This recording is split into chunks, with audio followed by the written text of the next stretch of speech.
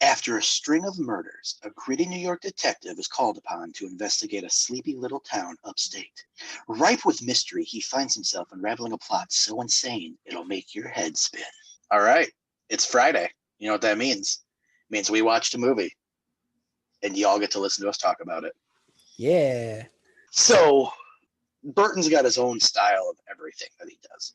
I went through a bit of a Burton phase as a kid. Loved Beetlejuice. Original Batman was Sleepy Hollow was in there. Planet of the Apes, Tim Burton. Yes. That's where you fell off for me. No, see, I love it. I love that one. Unlike a lot of the other movies we've done, what got me into Burton was actually Pee-wee's Big Adventure. I always forget that was a Tim Burton thing. Yep. That also got me into Danny Elfman, which I was really upset because I usually like to make a reference to how the soundtrack sound. I know I did it on one, maybe two prior episodes, how the soundtrack always sounds like Danny Elfman wannabe. And then I was real bummed out when the soundtrack was actually done by Danny Elfman. So I was like, damn it. I can't make joke's fun not of going to play. A joke's not going to play. I've actually seen Sleepy Hollow. This was more of a stroll down memory lane with a little bit of a different lens to look through than it was looking at reasons why I hate horror movies. Fair enough.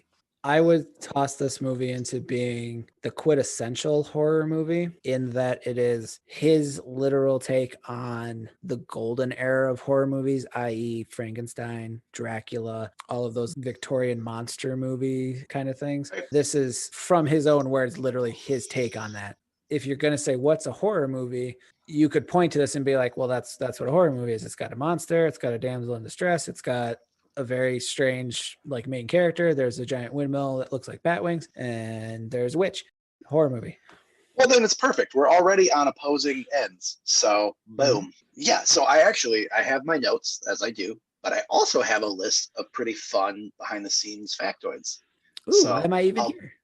I'll dot those in every once in a while. Yeah. You being the fact checker of the group don't need to be here.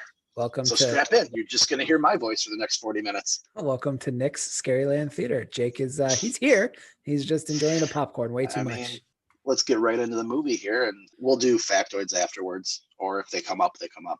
Right off the bat in some of the opening scenes, I didn't look into this, but do you know how pumpkins got associated with evil and horror and Halloween? Or is it growing seasons where pumpkins are a main crop in the fall, Halloween's in the fall, that sort of thing?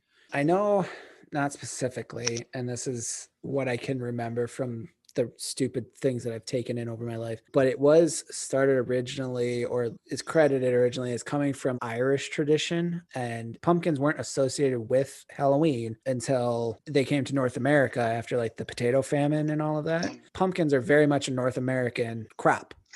Okay. So it was not originally part of any sort of pagan Halloween traditions. It was brought over, and it has more to do with lighting lanterns to ward off evil spirits or to guide spirits. And so I think part of it was originally they were hollowed out as lanterns. I would assume that much like any other modern day holiday tradition, it was sort of started out loosely and then commercialized to the best ability of everyone. Hallmark got involved. Yeah. Yeah. The carving of faces, I'm sure there's probably some group somewhere that went, well, if you carve a face, then it's a thing. I think it was more of well, they hollow out it and put a candle in it. That's cool. What if I drew a face on it and then I could make a book with paper in it that people cut out, and then I'll charge them $5 a pop and I'll make money. I shall carve a face into him and name him Jack. Yes. Hence the name Jack-o'-lantern. Here we go again, going off the rails real quick. There is a story of a guy. My first note too, Jake. Damn it. There was a legend of a guy, and I think this was Irish, but don't quote me on that. Basically, it was a guy that he made a deal or got a wish so that the devil couldn't take his soul to hell. And he did it through some sort of typical tomfoolery, trickery of Satan, right? So Satan was pissed. But because he wasn't a good guy, when he died, God was like, nah, sir. Back of the line, no thanks. And so he was like, okay, cool. And the devil's like, haha, fool, you tricked me. I can't take your soul now. So you got nowhere to go. So he wanders without being able to rest. And his name was Jack. The lantern was associated with him. And then the pumpkin became, and then Jack-o'-lantern. And it's not the dude's last name was Lantern or anything like that. First name was Jack. It's nor does it have to do with a fiddle being down in Georgia. Nothing. No, that's how we got country music. Okay. That's fair. Why would you assume that running through a spooky ass cornfield is going to be safer than staying on a runaway carriage? You already saw a spooky ass scarecrow. You know that something's up in them woods. You already saw this creepy figure fly past your carriage. Yeah, it's a runaway carriage, but you're looking at severe injury versus certain death. Because I know 100% of the time, if I see a spooky ass cornfield and I'm on a car or carriage that's got brakes cut out or whatever, I'm staying in the vehicle.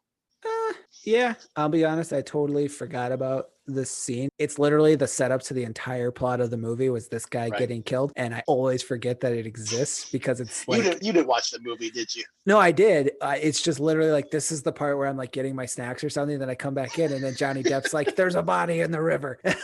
So I kind of always forget that this part's in the movie. Yeah, the first 5 minutes of the movie that sets it up. I do think it literally probably has mostly to do with the idea of I'm not going to get taken wherever the fuck these horses decide to go. I'm probably going to die. I might as well bail out now while I can. Horses can't run through cornfields. And then they do. I'll buy it for $1. Now we're in the setting of New York, 1799. Yep. Did they just carry bells around to alert people to things? Did they just have like a bell in their pocket? That's a real thing.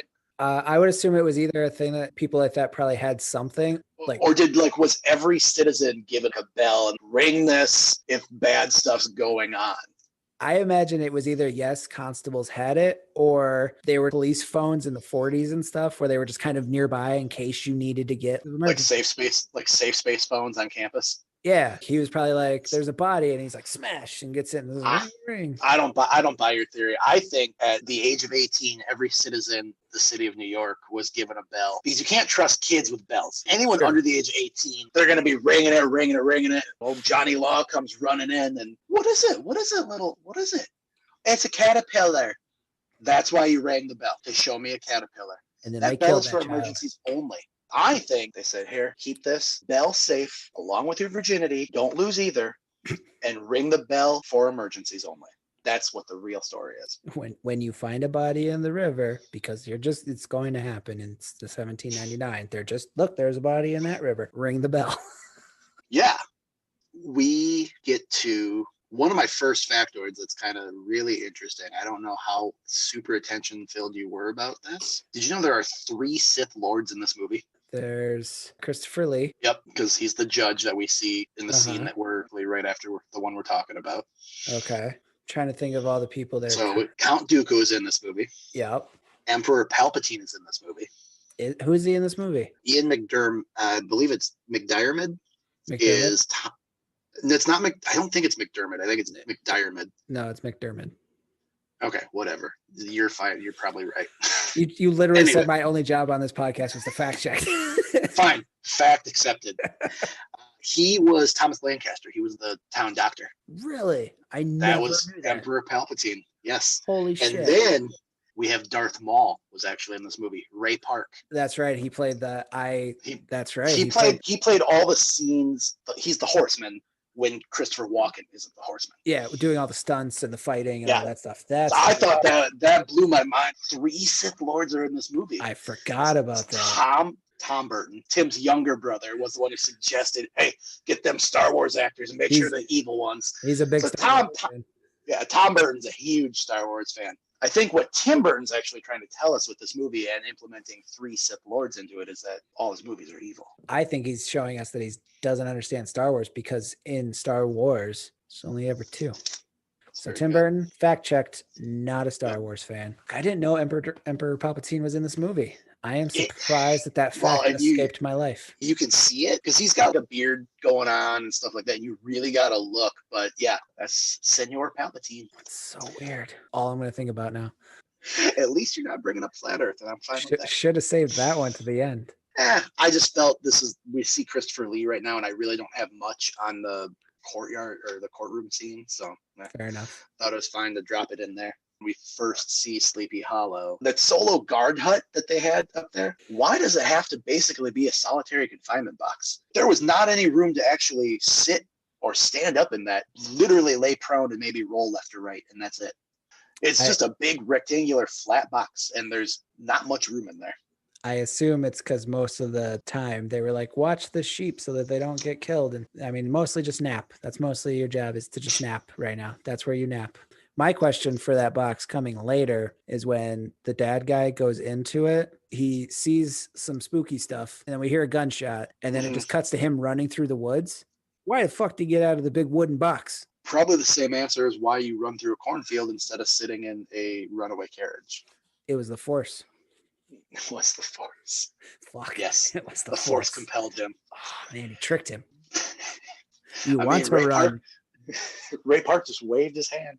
You want to get out of that box. You will run in a straight line away from me.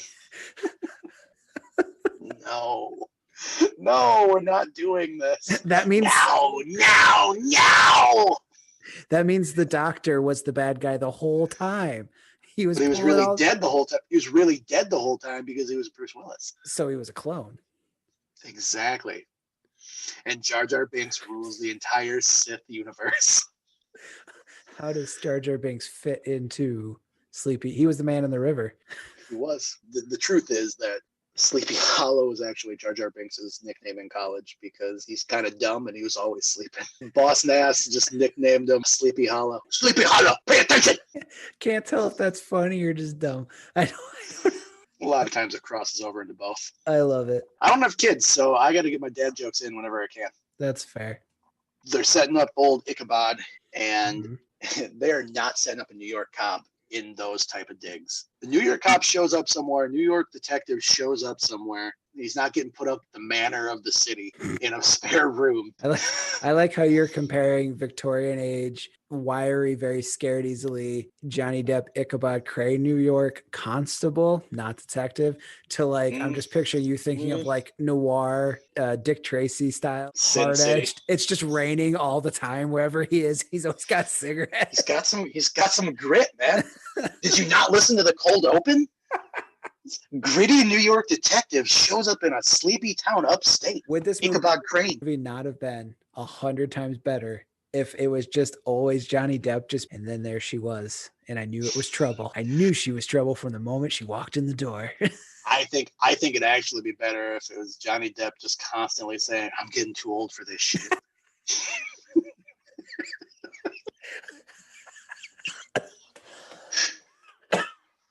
You killed me. And then he had a buddy. It's actually a buddy cop flick, and his buddy was Bruce Willis, who was a ghost. No, there we go. That's your movie. I think we missed out on a true Lethal Weapon remake, Sleepy Hollow style, where the little kid is Riggs and Johnny Depp is. He's like, I'm too old for this shit, and the kid's just running around gunning everything. Yes. Because the kid is really kind of the badass of the two. He's always got his gun ready. That's true. Oh man, that kid grew up to be Mel Gibson. So Mel Gibson's actually just hundreds of years old. That's why he doesn't like people. He's a warlock. I talked about this during the ritual. It pops up in this. Twins. Bad things were gonna happen when you saw those damn twins. And that's when the Hessian dies. Because he saw freaking twins. What twins? It's during the flashback scene when they're talking about how the Hessian legend became. Oh, that's right. It's like the only other time Chirs Walken's in this movie. That's right. When they're telling the story of how he lost his head. To me, I never saw them as twins. I just saw them as sisters. Yeah. But yeah, you're right. Yes. This is the other time of the movie that you wouldn't got snacks. If you had said that he saw two little blonde girls, I would have been like, oh yeah, it's the sisters. That's the plot of the movie. Calling them twins, I was like, what the fuck were they twins? Because they didn't do typical movie twin stuff. I didn't put it together. But yeah, you're right. He sees two little girls, blonde, similar. Dos head lasos. Then I'm gonna call it out every single movie we watch. What do we say during the ritual? Something solo and alone, or twins. No other numbers. I mean, I'll probably eat my words, but I feel like no other numbers signified bad things happening other than something solo and twins. Now, see what's happening is we're finally seeing the math magic in movies, the secret language that they're trying to tell us something or using it to brainwash us into believing certain things. And we're tearing it down and we're about to be suicided by the government. So be prepped. This is the wrong podcast to be talking about conspiracy theory stuff. I'm sorry. Back to Ichabod Crane. You were really reaching. I kept quiet because I really thought you were going to go flat earth on there for a second. No, there's no need. There's no need. You already ruined it. You already sullied it. This You is sullied it already. This is the wrong podcast to go down that tangent, that rabbit hole. I need to put the manhole on it and cover it up. So Christopher Walken's got some teeth. Yeah, I don't count this as a factoid, but it was one of the factoids that he wore blue contacts and fake teeth. Duh, it's a movie. No, those were his real teeth. And he put dye in his eyes to dye them blue. No, how is that on a list of factoids? That's like saying everyone in Planet of the Apes is wearing a suit. Fun fact. And Charlton Heston wore a toga. That's exactly what that is. Fun fact, Christopher Walken doesn't actually have teeth. He just always has dentures in, and he filed these ones down. Wasn't even for the movie. They brought him in, and they're like, what the fuck's up with your teeth? And he went, what teeth? And they just rolled. You don't fuck with the Walken. What would you name a horse if you owned one? Do you want my serious nerd answer, or do you want me to make a joke? Nerd answer. Probably Epona, because that was the horse in Legend of Zelda. Yeah. I don't know. I, for whatever reason, honed in on the names of Daredevil, which was the horseman's horse, and Gunpowder, the horse that Johnny Depp rides. Yeah. Why? I don't know. I thought it was dumb. Well, their names were there for specific reasons. The horseman's name was Daredevil because it was a blind horse.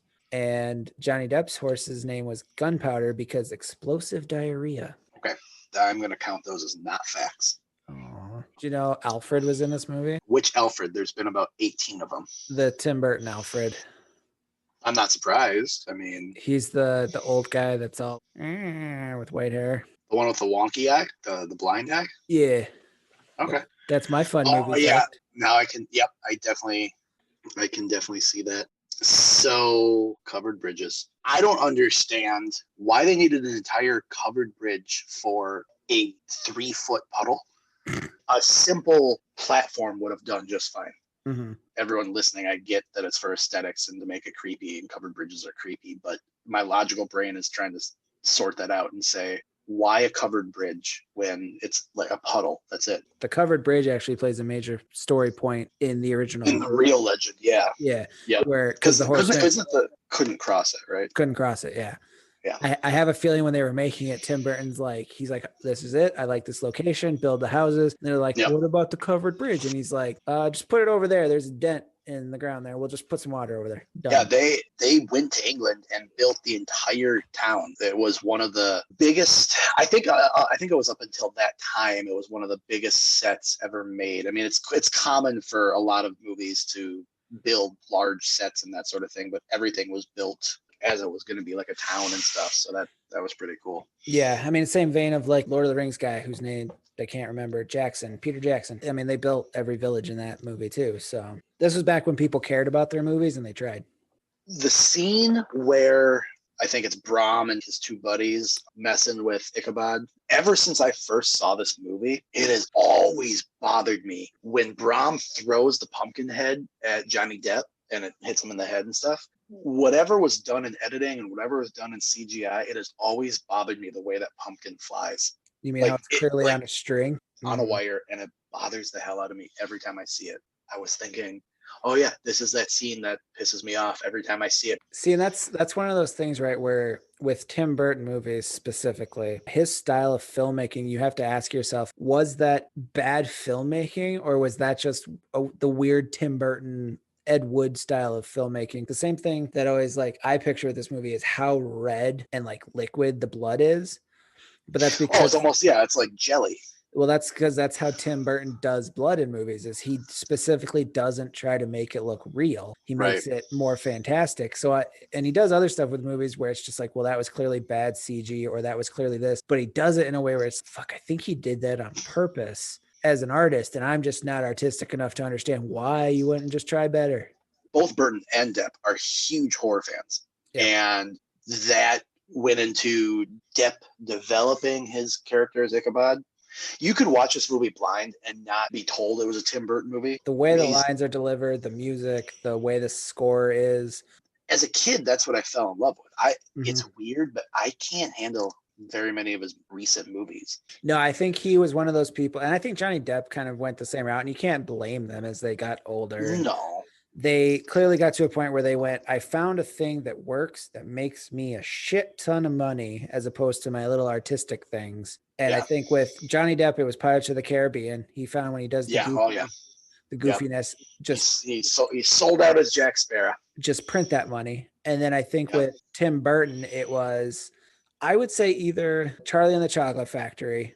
That's the one where I started just saying nope.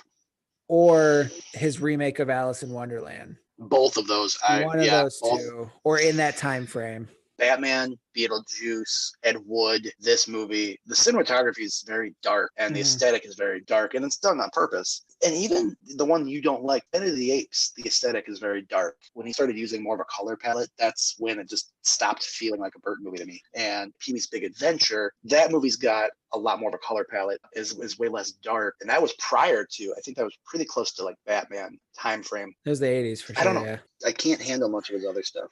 I think what it is, just to touch on that real quick, is because if you even look at like what I think would be the quintessential Tim Burton, Johnny Depp working together movie is Edward Scissorhands. Oh yeah, I forget about that one all the time. That movie is almost, if you just look at it from a stylistic perspective, it is very much the dark, gloomy castle on the hill, and then just the fucking pastel colors of everything else in that. Yeah. That is Tim Burton's style of dark, gritty, Victorian, Mary Shelley's Frankenstein-esque imagery. And then every once in a while, he's just like, and then fucking Easter in my movie. You know, if we look at Sleepy Hollow, all of Ichabod's dream sequences are very dark, but the colors pop with the cinematography and stuff like that. Having watched a lot of Burton movies, anyone who's listening to this who's seen Burton movies, we're not uncovering anything new. They know this. And I think speaking back to when it became, I don't want to say unwatchable, but less entertaining, my brain goes to Charlie and the Chocolate Factory. That was one of my first Tim Burton, Johnny Depp movies where I went, not so much there, boys. And I think what it was is I just imagine that's the movie where Tim Burton stopped being told to do more like Tim Burton and just went, how would Tim Burton make this movie? And, you know, he got too into his head about it. Yeah. And he was just like, well, this is Tim Burton-esque. He got a little too Inception on itself. Yeah. I don't like, little movie tangent here for a second. I don't like Rob Zombie's movies. Just not a fan of the type of movies and characters that he makes. But one thing that always stuck with me was when he was remaking Halloween, he said he was constantly told to make it more like Rob Zombie. And his response to that was, what the fuck does that mean? I don't know how to be more like Rob Zombie. I just know what I like, and I do that. And I feel like that was probably a Tim Burton note he got a lot at some point, was like, make it more like a Tim Burton movie. And then eventually when he was making Charlie and the Chocolate Factory and Alice in Wonderland, he's like, this looks like a Tim Burton movie. And it's just like, this looks like something Tim Burton would do. And it's wait, I am Tim Burton and I did do this. Yeah, at some point he's just like, fuck, I did a weird twisty curly tree thing in one movie. Just put it everywhere in this movie. Fuck it. I theorize that it was also the point in time when he was probably told to start marketing to children more. He had Nightmare Before Christmas, which was a huge child success. Which both that Charlie and the Chocolate Factory and Alice in Wonderland, if I'm not mistaken, are both Disney movies as well. Yeah, Charlie and the Chocolate Factory, no. I think that's I think that's Warner Brothers. Okay, I think that has a part to play in it too, to mark. Because I mean, if you look at all the other movies, yeah, you can watch them as kids, but they're not marketed towards kids. No, and it's always funny too, because like you bring up Nightmare Before Christmas. I bet you $1,000 you can't tell me who actually directed that movie, because it wasn't Tim Burton. I also don't care. No, it's always funny to me because everyone's like, oh, that Tim Burton movie. And he created the story, but he was making Batman Returns when that movie got made. So he had no time. And it's just one child movie he made before that wasn't even made by him. So. Right. Looking at the factoid list here. This was actually the third movie that Depp and Burton collaborated on. Prior to this movie, Johnny Depp had hardly had any movie action experience. The big action sequence that takes place on the carriage. So he wore like a bulletproof vest when he's getting dragged behind the horses. And his worry was not anything to do with the dragging aspect. He was worried about the horses peeing. That was his big worry about that scene. He was very much a character actor. Technically, I would still say is, but he was definitely before this he was known more for his drama. Yeah. What's Eating Gilbert Grape. And that's actually one of my favorite Johnny Depp movies. Not surprisingly, it's also one of my favorite Leonardo DiCaprio movies too. It's a good movie. They both do fantastic in that movie. Back to this one that we're talking about now. Yeah. I started thinking about the family tree. Is it Van Tassel? Is that the name of the That's Van Tassel, and there's another Van something or other. It's a giant town of inbreds. Yeah, that was most of the world back then. Yeah. You met like 14 people and you're like, we're all only going to live to be 35, so fuck. Christina Ricci in this movie, when you first meet her, after the whole kiss scene, her character has just the cadence of someone who's got straight up Stockholm syndrome. Be part of our cult. Yeah. Join us now. This is the greatest thing ever. I could not get over her cadence. I am tempted to question whether or not that was a stylistic choice on her part or just bad acting, like trying to sound like she's in Victorian, like British America kind of stuff. And then she's just not good at that accent. I don't know which it is because I like Christina Ricci. I really do. She's good in, I would say, like 90% of the stuff that she's in. She got better too in some of her later movies. I don't know if you ever saw the Lizzie Borden movie / TV series that she did. I don't think so. She did a movie where she played Lizzie Borden and then it got turned into a full series. That was pretty good. She did a movie, Liam Neeson's in it, where she plays like dead girl who might or might not be dead. I only saw it once. It was weird, but she was good in that. I do feel like she's kind of one of those actresses that tries to do, this will be my Oscar movie, but I'm not good at doing a British accent. She put all of her marbles into this bag. Yeah. Casper Von Dien, who best played name. Brom. Yeah. Starship Troopers, bro. Oh, that's right. That is. Yeah. Fucking Rocco. Rocco's Modern Life? No. That's a cartoon. No, that's the greatest cartoon ever made. I was going to make falling apart here. A Starship Troopers reference to the group of people in that movie that the Roughneck Starship Troopers? There you go. Rocco's Roughnecks. Or I don't know. I quit. Anyway, that also is a great cartoon series that I've yet to be able to find. I used to watch that shit all the time growing up. Was the cartoon version of that. Starship Troopers? Well, I watched that a lot as a kid. They're on Cartoon Network, I believe. Well, that's where I watched it anyway. They had a fully animated series called Starship Troopers Roughnecks or something like that. Oh. Roughneck Troopers. And it was kind of like the Clone Wars is, like that sort of animation. It was so cool because it broke into the world of Starship Troopers and they just went and did all sorts of cool shit and it just expanded on that universe, which was awesome. I'm glad you salvaged that segue into Starship Troopers because I fucked it up so hard. He broke his finger during that fight with the Horsemen and then he just manned up and kept fighting. He didn't want to stop filming. He didn't even tell them until afterwards that because his finger just turned black. He just said it and kept going. Him and Viggo Mortensen, as far as just, I broke a bone. Fuck it. We're making a movie. With a couple more notes. I don't like that note. Whatever. When Johnny Depp stumbles upon the horseman takes heads to replace his own. I just remember thinking to myself, great detective work there, Johnny. Good job, bud. Spot on. Not only was that a bad line, it's just not true. Okay. I actually rewound this scene several times because I had to get the details of this. And I don't know if this is there are a lot of times when I watch movies that you can look at the list of actual movie mess ups and then there are the things that are put in there stylistically. And I don't know what this is, but I rewound this multiple times. The scene now where the horseman goes in and he kills the dad and then the mom and the little kid goes under the floorboards. Yeah, right. First off, Burton said, I don't care about killing that kid. Too many movies shy away from that. So we don't see him get killed, but it's assumed. Right. Now, what I want to talk about for a minute is that light toy that the kid takes the candle into and he puts it in there, right? Yep. And it throws the light shadows up on the wall and it's spinning. The scariest fucking child's toy ever made. Yes. Okay. There is a witch, a demon, a lion, a dragon, a cat, I'm pretty sure a dog, a devil, that could have been the demon again, I think a bat, some sort of fish-like creature, and then an octopus. I can get on board with all of those, and then the octopus shows up. I don't know if that was a little thing Burton put in there to just, ha-ha, or who on set messed that up, if they messed it up, if that was put in there intentionally. But I had to rewind it multiple times to get all of the images. And witch, demon, lion, dragon, cat, dog, bat, fish-looking thing, not octopus. I imagine it was because that was only one of 10 animals that they knew existed back then. So they're just cat, bat, octopus. Because we know octopus and demons are real. I don't know if go back and watch it and just shoot us some emails or comments about why you think there's an octopus on that child's toy. Again, maybe. So one of 17 animals known in 1799. Again, though, maybe this is Tim Burton sending messages of Hydra and their influence. Yeah. Hey, that's a thing, okay? The scene that starts that fight with Brahm and the Horseman. Yeah.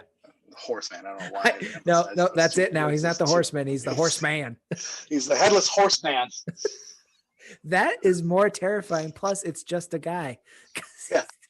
He's the Headless Horseman. He's got the body of a man and the head of a horse, but the horse head got cut off. So it's just a dude with no head. He's a centaur man. He's a horse. The Headless Centaur man. Could you imagine riding back in those days, going to war, whatever, riding a horse with a musket that freaking long? No. Never mind everything that's got to go into reloading a one-shot musket. It's 10 feet fucking long. Where did Casper Van Dien get the original sniper rifle in the colonies of America back then?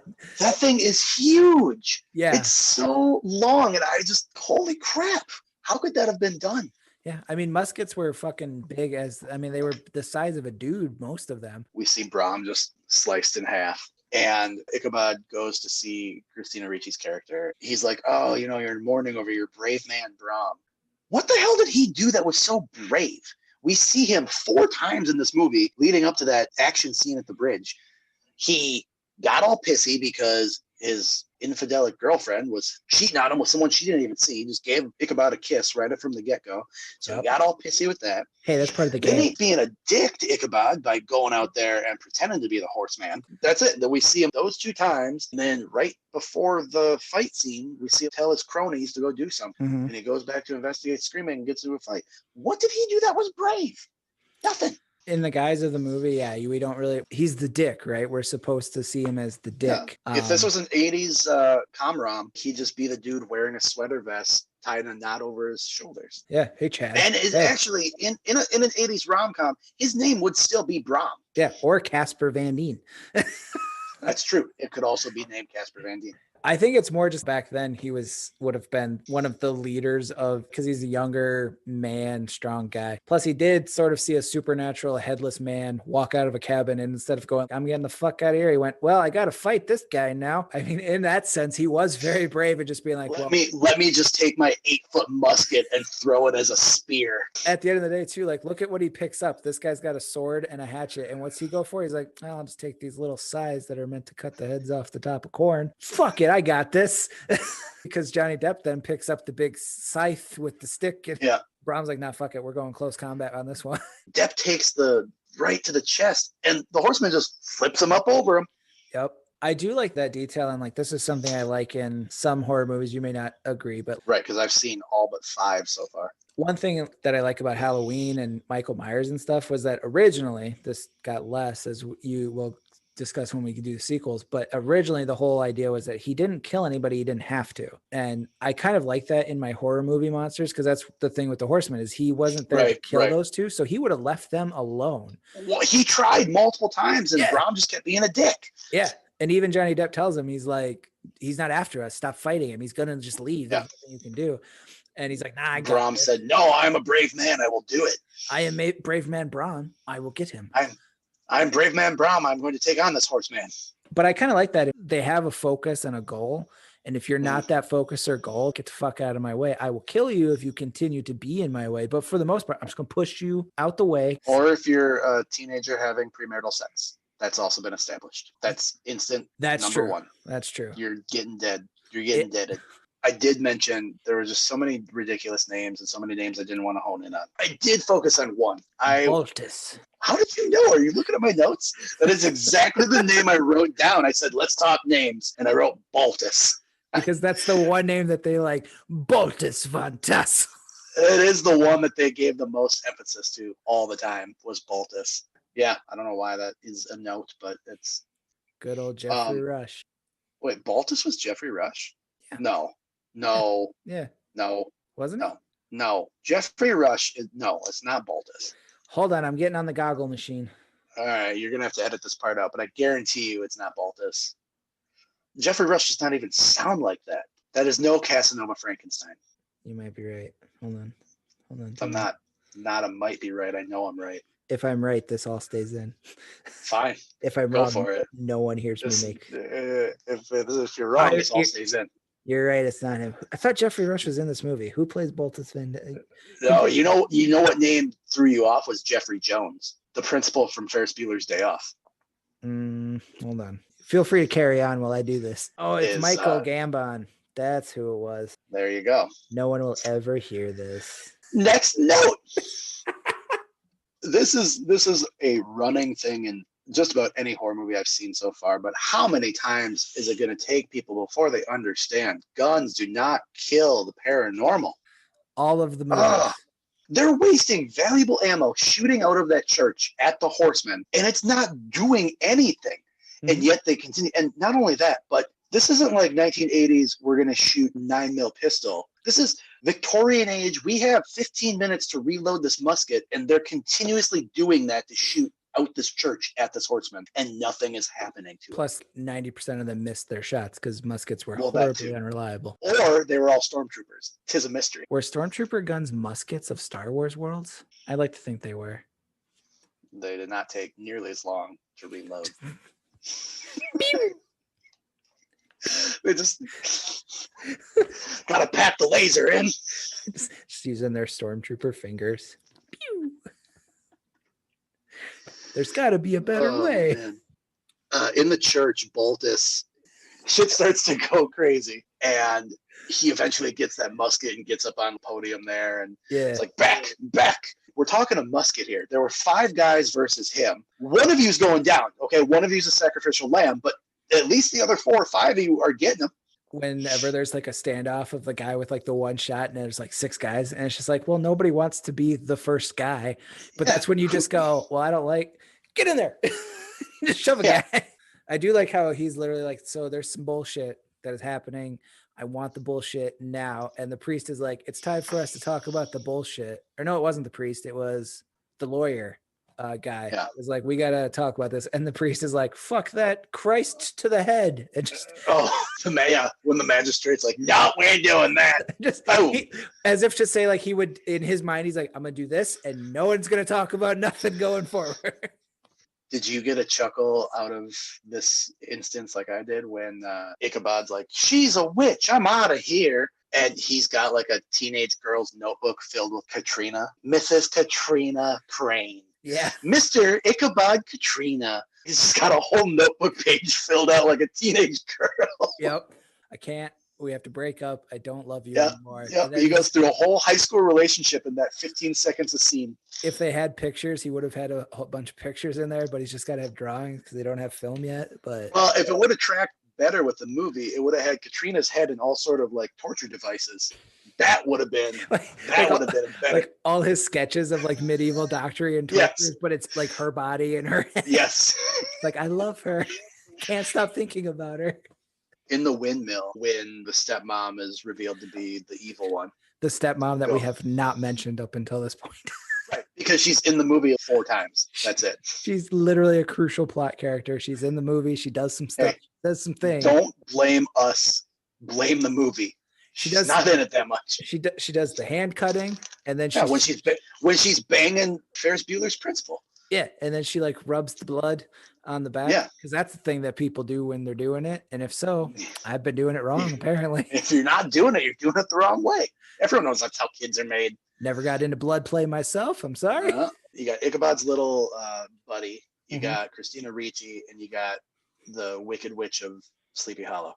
Those 2 turn around and run down the stairs, and then the next shot is Johnny Depp pulling up in the carriage. And they all walk out of the windmill at the same time. Mm-hmm. How are those 2 that slow at running, or her that fast at walking? They all basically appear walking out that door at the same time.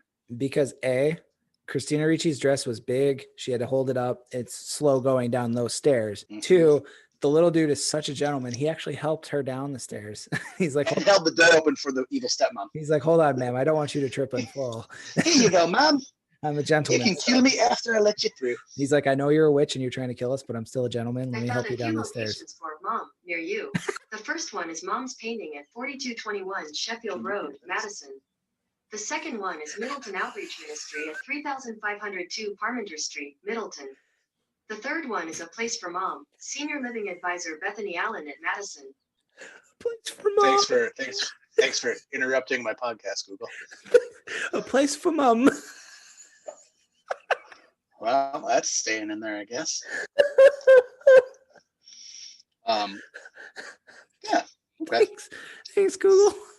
Oh man, and I thought about putting our Furby right here to be part of our probings, but no, all you need is creepy ass Google to just chime in when she wants. They're always listening. Skynet's listening, man. What was kept in that windmill that was flammable and also explosive? Corn.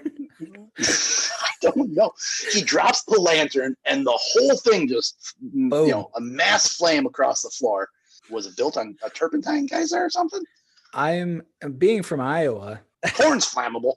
I mean, I assume oil lantern, dropped it, spread the fire, corn, massive popcorn explosion. Isn't corn used to make like methane and gas and meth and all of that stuff? All those things explode. Didn't go to school for science. I don't know. I know I put some sort of thing in my car that makes it go. Fair whether enough. It's corn based, whether it comes from dinosaur shit, I don't know. Cool. Okay. That's not what this podcast is about. There's a plethora of science podcasts if you really want to know how explosive gas is or what sort of meth they smoke in Iowa. There are probably podcasts for that. This is not that podcast. America's Science Land, where we delve into the questions you want to know. Yeah. Yeah. Okay. Yeah. I don't even want to finish with these factoids because they're all dumb. I mean, that's all right. They used a giant funnel with sticks to make that explosion in the windmill. Yeah. I don't know. It was whatever. Cool. Johnny Depp took one of those devices home, the one that's in the courtroom scene. Oh yeah, that's holding the dude. He took that home. He got to take that. Well, I was gonna mention it earlier when we were talking about like Johnny Depp and Tim Burton and them being into like gothy dark stuff. Mm-hmm. Do you know Johnny Depp's a Satanist? Fun fact there. You could tell me any fact about Johnny Depp and I'd just say, okay. That's not surprising. That's his thing. He's a Satanist. Not surprising. I mean, you got to make deals with the devil if you're going to work with Disney for so long. It's true. You sell your soul to the mouse, man. You ain't getting out of that house. It's true. No, yeah, they'll hold you forever. Walken was apparently super afraid of horses. He said, he's from New York. He didn't know how to ride a horse, and they scared him, and he thought that they sensed his uncomfortableness. So it took like a lot for him to like actually ride the horse in the scenes that he did. Walken's always been very upfront whenever they interview him about stuff, and he's like, I'm from New York. I don't know anything outside New York. And so like animals and stuff, he's never been a fan of. This is the last note I have, and in all fairness, probably my favorite note I wrote down. It made me almost die with laughter. As everyone knows, Chirs Walken's got a very distinct voice. Very Chirs Walken, people do impersonations, whatever. I apparently stumbled onto a Chirs Walken impersonation during Pet Sematary that I didn't know I had. I decided to channel my inner Judd, and apparently it's more Walken than it is Bane. I was going to try to do one, and I can't. At the end of Sleepy Hollow, when Walken is fully Walken again, even his exclamations have a Walken-ness to them. When he yells, "Yeah!" all I heard was just pure Chirs Walken. It's just it's an expletive, and it just sounded like Walken. Yeah, cowbell. Yeah. It just had that Chirs Walken flair, and he does it twice, and all I could hear was just when people scream, it's pretty discernible. Like you can't necessarily tell, oh, that's Brad Pitt screaming, but when Chirs Walken yells, it sounds like, oh, that's Christopher Walken yelling.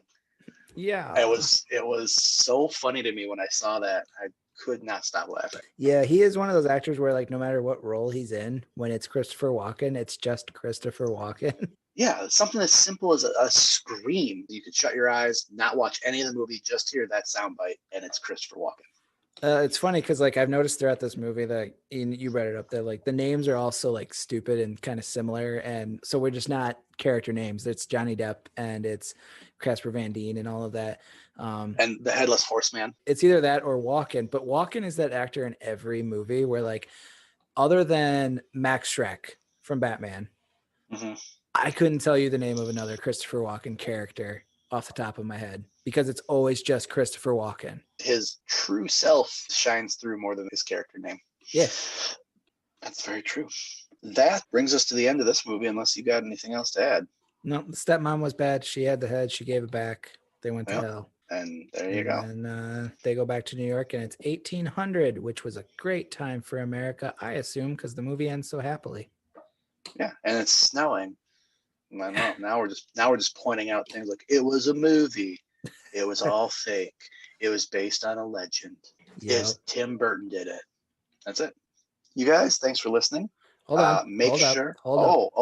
Jake is putting the timeout up there. All right. You're skipping to the end of the podcast, and we still have one crucial step: our arbitrary rating of what we give. Oh yes, yeah. I skipped over the giving it a positive because I mean, kind of, that's not needed in this movie. It's a good movie. But, okay, arbitrary rating. Let's see. Yeah, let's give it 3 chained up witches in a random cave out of 4. Okay. I will give it 1 dragon, 1 lion, 1 demon, 1 witch, 1 dog, a devil, a bat, and 5 octopuses. Nice. For a grand total of, I think, 15. Damn. I don't know that that's actually the true number. Someone fact check that math real quick because I wasn't keeping tally in my head. Don't give my job away of fact checking. That's all I have. That's all I'm good for. That's all I'm here for. So now can I get to the end of this? Yeah, like, share, and subscribe to our podcast and let your friends know. That's right. And you can hit us up on the Twits or the Faces or the other things. The socials. All the socials. You guys should know them by now. They're the same as all the other probings. We'll see you guys next Friday for a brand new movie. Till the dice speak next week. Y'all watch out for scary horseman out there. And remember, if you have a decision to make in your life and it's a decision of running through a creepy cornfield or staying on a runaway carriage, choose wisely. Mm-hmm. See you, Jake. Bye, Nick. Call the janitor, by the way, because this floor is still fucking sticky.